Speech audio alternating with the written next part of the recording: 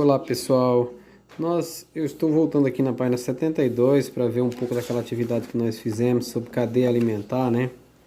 E aí nós prosseguimos aqui na página 74. Eu vou só explicar isso aqui para vocês sobre esse fluxo de energia.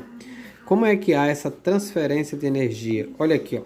Nós temos uma alga marinha, esse aqui, uma planta aquática, as algas que vivem no mar, serve de alimento para a sardinha, que é um peixe pequeno. A sardinha serve de alimento para a merluza. E a merluza serve de alimento para o tubarão, para seres maiores. Então, o que acontece aqui? Quando um ser vivo se alimenta de outro, ele está obtendo energia daquele ser vivo para poder crescer, se desenvolver, tá? Então, ele está obtendo energia. Esse fluxo de energia na natureza se origina com a energia do Sol, gente. Olha aqui, ó, o Sol. É através dessa luz do Sol que as algas e as plantas obtêm energia para fazer a fotossíntese com a água que elas absorvem pela raiz e através das folhas absorvem a energia do Sol e produz, através da fotossíntese, produz seu próprio alimento. Por isso que as plantas e as algas são seres produtores. Observe, nós vamos falar disso lá na frente sobre as algas, seres produtores. Então há esse ciclo de transferência de energia. Os seres produtores, através da luminosidade, da luz solar, eles obtêm a energia do Sol, faz a fotossíntese e obtém seu próprio alimento, obviamente com os nutrientes do solo. Esses seres produtores, que são as plantas e as algas, servem de alimento para outros seres que se alimentam de ervas, vamos dizer assim, que se alimentam dos produtores. Vamos ver aqui os carneiros, os ruminantes em geral, vacas, cabras, todos são seres vivos que se alimentam dos seres produtores, no caso as plantas. Não só esses, mas gafanhotos se alimentam de planta, lagarto se alimenta de planta, vários seres se alimentam de seres produtores. Esses herbívoros, vamos pôr na natureza, um cervo se alimenta das graminhas, das ervas, do mato. E aí, os seres carnívoros que não comem ervas, e nem mato, nem capim, se alimentam desses outros animais. Esse ser carnívoro, no caso, vamos supor, se for na savana africana, o leão se alimenta do antílope que é herbívoro. Então, e o antílope se alimenta da pastagem, do capinzinho que tem lá na savana. Agora, e quem se alimenta do leão? Ele não tem um predador, mas não fechou o ciclo da cadeia alimentar. Esse leão, ele vai morrer. Quando ele morrer, um exército de seres microscópicos, os seres chamados de decompositores, irão destruir toda aquela carcaça e ela vai virar sais minerais, vai ser incorporada na terra e aquelas graminhas vão crescer ali, ó, fortes, no lugar que aquele leão foi decomposto. Então aí fecha o ciclo, entendeu? Então foi assim que nós vimos. Olha aqui um ciclo se formando. Vocês vão ler aí na página 76. Tem esse experimento aqui. Aqui nós temos a página que nós explicamos ontem, que o homem interfere na cadeia alimentar.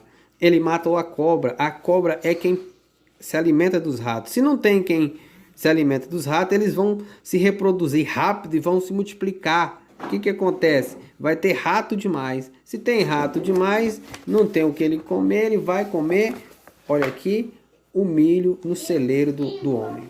Então aí foi a interferência humana na cadeia alimentar. Nesse caso aqui, como é que ficou a questão letra A? Olha aqui, Letra A, deixa eu arrumar aqui.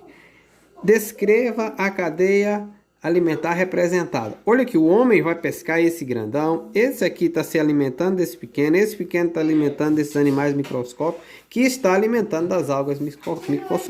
Então vamos lá. Aqui o homem se alimenta. Você pode ter colocado aí do seu jeito, mas aqui ó, se alimenta do peixe maior, que se alimenta do peixe menor.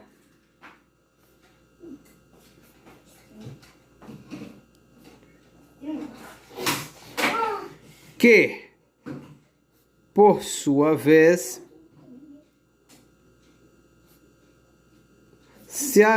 o peixe menor se alimenta de animais microscópicos, que são animais pequenininhos, que ninguém consegue ver a olho nu.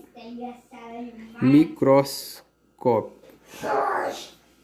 Que se alimenta de algas. Então é isso que fez essa cadeia alimentar aqui.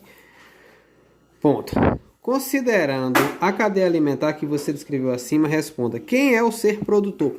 Quem é que se alimenta da luz do sol, que não se alimenta de ninguém aqui, que se alimenta apenas da luz do sol e faz a fotossíntese? A alga, no caso aqui, algas. É esse aqui. Imagine que a água se torne poluída, matando as algas e os animais microscópicos. O que acontece aos outros seres vivos? Olha, se a alga e esse aqui morre pela poluição, esse peixe pequenininho aqui não tem o que comer. O peixe pequeno fica sem alimento. Se ele fica sem alimento, o que acontece com ele? E morre. O peixe grande fica sem alimento também, porque o pequeno morreu. Fica sem alimento. Ixi, estava fora da câmera. Fica sem alimento e morre também. E o ser humano? O que vai acontecer? Vai ficar sem peixe para pescar. O homem vai ter que pescar em outro lugar. O homem fica, ou o pescador fica sem peixe para se alimentar. Ok? O homem fica sem peixe para se alimentar. Aí você dá uma pausa aí se você não conseguiu. Pausa aí e copia se você não fez. Acho que dá tempo de fechar aqui. Vamos lá rapidinho. Esse gráfico aqui, gente. O que aconteceu com o número de girinos? Isso aqui tudo é girino. Depois que colocou os peixes, aqui é com peixe. O que aconteceu com o número de girino? Fala, diminuiu. Diminuiu. Obviamente, olha aqui o tamanho. Ok. Elabore uma explicação para isso. Gente, se sem peixe estava muito. Colocou os peixes, diminuiu. O que aconteceu? Os peixes, provavelmente, os peixes se alimentaram dos girinos. Provavelmente foi isso. Porque tinha muito e sumiu. O que pode acontecer aos peixes desse aquário se todos os girinos morrerem? Óbvio, se ele se alimenta do girino, os peixes podem morrer se o girino desaparecer. Porque não tem alimento para ele. Não vai colocar ração. E o desenho é você quem faz. Capriche na cadeia alimentar. Você vai desenhar aqui uma alga, vai desenhar o girino e vai desenhar os peixes, tá? Que aí vai formar essa cadeia alimentar desse gráfico. Ok, galera?